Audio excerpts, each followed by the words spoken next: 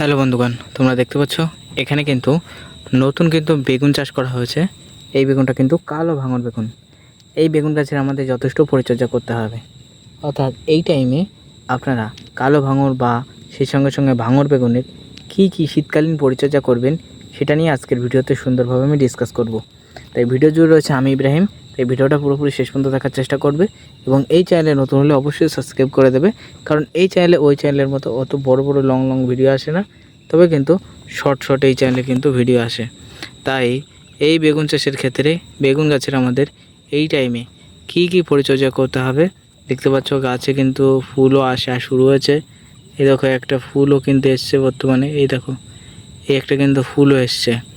তাই এমত অবস্থায় এই গাছের আমাদের কী পরিচর্যা করতে হবে। এক নম্বরে পরিচর্যা হিসেবে গাছের যথেষ্ট পরিমাণে কিন্তু খাবার দিতে হবে।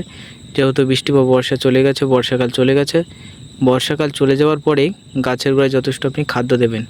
খাদ্য হিসেবে এখানে কী দেবেন? খাদ্য হিসেবে আমি চাষিদের বারে রিকমেন্ড করে থাকি, বেগুন গাছের প্রথম অবস্থায় 10-26-26 খাওয়াতে হবে।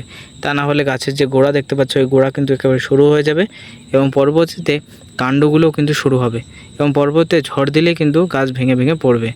তাই গাছের গোড়ায় খাদ্য হিসাবে 10-26-26 এবং সেই সঙ্গে সঙ্গে অ্যাগ্রোমিল সয়েল প্লাস, এর ভিতরে জিঙ্ক বোরন সবই আছে। অ্যাগ্রোমিল সয়েল প্লাস এবং সেই সঙ্গে সঙ্গে আমি রিকমেন্ড করব অবশ্যই কিন্তু 10-26-26 পরশ অথবা যে কোনো কোম্পানির 10-26-26 অবশ্যই ব্যবহার করবে। কাঠাপ্রতি মিনিমাম 1 কেজি প্রথম অবস্থায় কম পরিমাণে দেবে, তার পরবর্তীতে গাছ বড় হলে তখন কিন্তু বেশি পরিমাণে খাদ্য দেবে। বৃষ্টি বা বর্ষার টাইমে কিন্তু দিলেই গাছে ধসা পচা দেখা যাবে। তাই যত দিন যাবে, অর্থাৎ বৃষ্টি বা বর্ষা যত থামবে ততই কিন্তু গাছের গোড়ায় রাসায়নিক সার দেওয়া যাবে। তাহলে খাদ্য হিসেবে এখানে আমরা কিন্তু ব্যবহার করছি অনলি ফর 10-26-26 এবং তার সঙ্গে সঙ্গে 1 প্যাকেট কিন্তু আমি যে কথা বললাম অ্যাগ্রোমিল সয়েল প্লাস, এই দুটো একসাথে মিশ্রিত করে আপাতত বেগুন গাছের গোড়ায় ব্যবহার করতে হবে। 10-26-26 প্রয়োগ করলে বেগুন গাছের কাণ্ডটা কিন্তু অত্যধিক হারে মোটা হবে এবং গাছে কিন্তু অত্যধিক তাড়াতাড়ি কিন্তু ফল ফুল আসতে সাহায্য করবে। কারণ 10-26-26-এর ভিতরে নাইট্রোজেন, ফসফেট, পটাশ রয়েছে। আর যারা কিন্তু বেশি পরিমাণে রয়েছে ফসফেট এবং পটাশ, নাইট্রোজেন কম পরিমাণে আছে, এরকম গাছে কিন্তু 10-26 দিলে ভালো হবে। এবং যে সমস্ত চাষিরা বাংলাদেশ থেকে আমার ভিডিও দেখছেন, তারা এখানে টিএসপি এবং সেই সঙ্গে সঙ্গে পটাশ ব্যবহার করবেন এবং 1 প্যাকেট ম্যাগনেসিয়াম সালফেট দেবেন। তাতেই বেগুন গাছ কিন্তু অত্যধিক হারে বড় হবে এবং গাছে ফুল ফল আসবে, সেম টু সেম কাজ হবে। তবে ইউরিয়া বা নাইট্রোজেন, ইউরিয়ার পরিবর্তে তোমাদের কিন্তু আমি রিকমেন্ড করব ডিএপি ব্যবহার করতে, যেহেতু এখন বাংলাদেশে বর্তমানে ডিএপি, টিএসপি এবং পটাশ পাওয়া যাচ্ছে, তাই ব্যবহার করবে। অবশ্যই কম পরিমাণে দেবে, পরিমাণটা অবশ্যই আমি রিকমেন্ড করব একটু প্রথম অবস্থায় কম পরিমাণে, তার পরবর্তীতে গাছ বড় হওয়ার পরই কিন্তু বেশি পরিমাণে কিন্তু ব্যবহার করবে। তাহলে প্রথম অবস্থায় খাদ্য গেল এবং তার পরবর্তী গাছের পরিচর্যা এরকম বেগুন গাছ কিন্তু বড় হওয়ার সঙ্গে সঙ্গে এখানে প্রচুর হারে কিন্তু ডোক ভাঙা পোকা দেখা যাবে, ডোক ভাঙা পোকার অ্যাটাক দেখা যাবে। সেই জন্য কোনো কোম্পানির দিকে আপনারা ঝুঁকবেন না। নানা রকম কোম্পানির নানান রকম বিষ আছে, কিন্তু কোনো বিষই কিন্তু কোনো রকম কাজ করবে না। বিশেষ করে এই শীতকালীন ক্ষেত্রে, যেহেতু শীতকাল এখনও পড়েনি, শীতকালীন ক্ষেত্রে বেগুনে এখনও কিন্তু গরম পড়ছে, এটা আশ্বিন মাস এখনও গরম পড়ছে। তাই এখানে সিনজেন্টা কোম্পানির সোমিডিস ব্যবহার করবে। প্রত্যেক 10 লিটারে 20 গ্রাম অবশ্যই 20 ml ব্যবহার করতে হবে। ইয়া ব্যবহার করলে বেগুন গাছের আমাদের কাছে সাদামাছি, চষি পোকা বাদে সমস্ত পোকা কিন্তু কন্ট্রোল হয়ে যাবে। তাহলে ডোক ভাঙা পোকাকে যদি কন্ট্রোল করতে পারো তাহলে গাছে বেগুন ধরবে এবং তুমি খুব দ্রুত বাজারে বিক্রি করতে পারবে।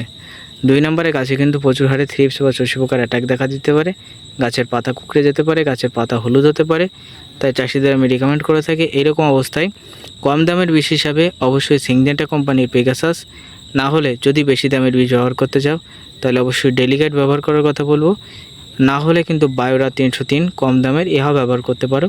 বিশেষ করে বেগুন গাছের পাতা কোঁকড়ানোর ক্ষেত্রে ব্যবহার করতে হবে। তার সঙ্গে সঙ্গে এখানে একটা ফাঙ্গিসাইড ব্যবহার করবেন। ফাঙ্গিসাইড হিসেবে অ্যামিস্টার টপ ব্যবহার করার কথা বলবো সপ্তাহে 1 দিন। তাহলে আপনার বেগুন গাছে কোনো রকম রোগ লাগবে না, কোনো রকম সমস্যা, পচা ধসা এটা সেটা সমস্যা দেখা যাবে না। বেগুন গাছ থাকবে কিন্তু সুস্থ এবং সবল।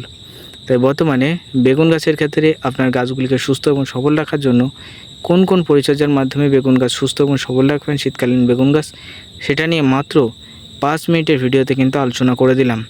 এছাড়া বেগুন গাছের পরবর্তী কিন্তু ধীরে ধীরে কিন্তু পরিচর্যা আসবে। ফল ছিদ্রকারী পোকার জন্য আরও শক্তিশালী বিষ কী দেবেন এবং এছাড়াও গাছের কী খাদ্য দেওয়া দরকার ধাপে ধাপে, সেটা নিয়ে ধীরে ধীরে কিন্তু আমাদের চ্যানেলে ভিডিও আসবে।